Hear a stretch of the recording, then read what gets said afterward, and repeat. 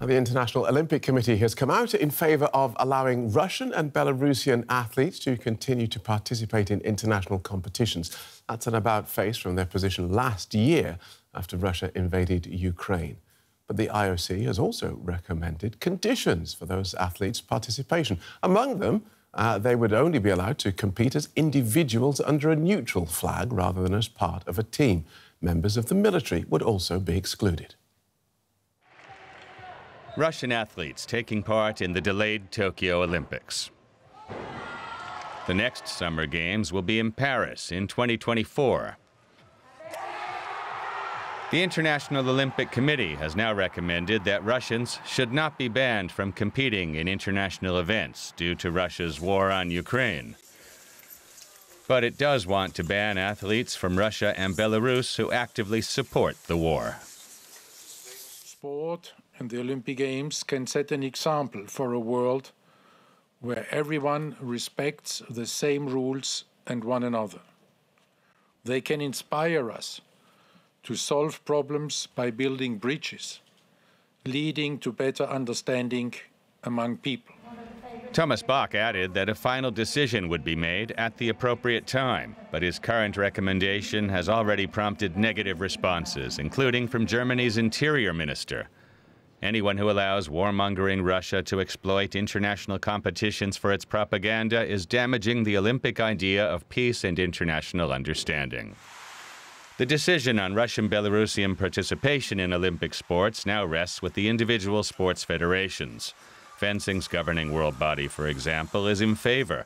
Athletics' governing body is against it.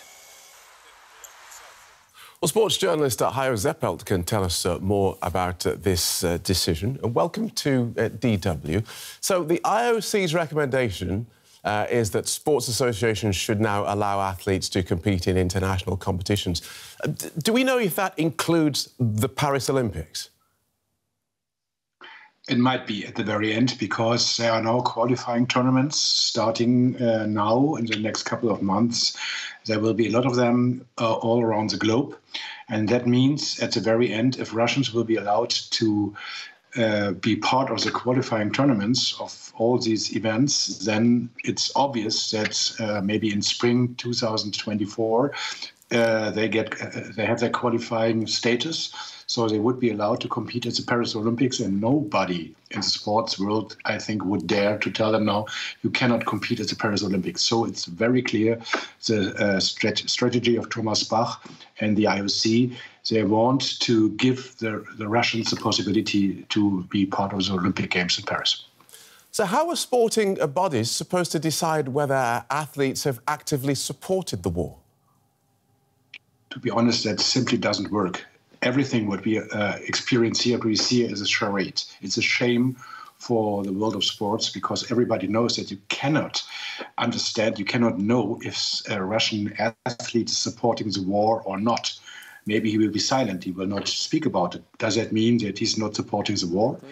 Sorry, this doesn't work. So it's very obvious, again, that Thomas Bach and the IOC are in favor of Russia. They did that already a couple of years ago when the Russian doping scandal broke, and it was very clear that Thomas Bach and the IOC had supported Russia, allowed them to compete at the Olympic Games, although it was very obvious that many of the athletes in Russia had a doping past.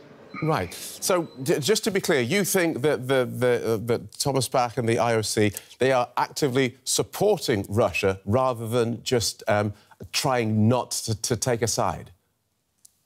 That's not my impression alone. It's the impression from everybody, almost, I would say, who's following the news since many years.